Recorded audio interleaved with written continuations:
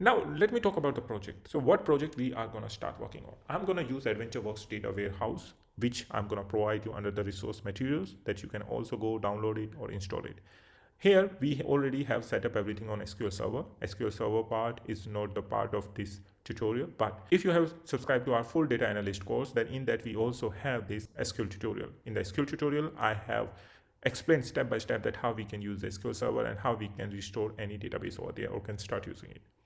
Then we will get the facts or dimension tables. And what are the facts, what are the dimensions tables? Well, in our data warehouse, we have two kinds of tables, facts and dimensions. Facts are basically the numbers, and the dimensions are the attributes, that how to define it. For example, if I'm going to say 5 kilogram of sugar, then here sugar is the attribute which is going to go to the dimension table, and 5 is your basically the quantity which is going to go to the fact table.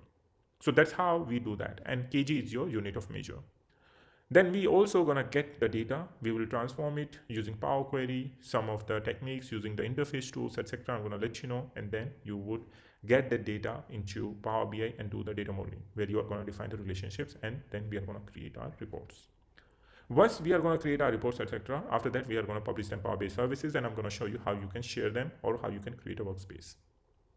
That is it for this module. In the next module, we are going to do connecting and shaping the data, which is going to be our module 2, where we are going to learn in real time that how you can open the Power BI desktop app and how you can start working with it.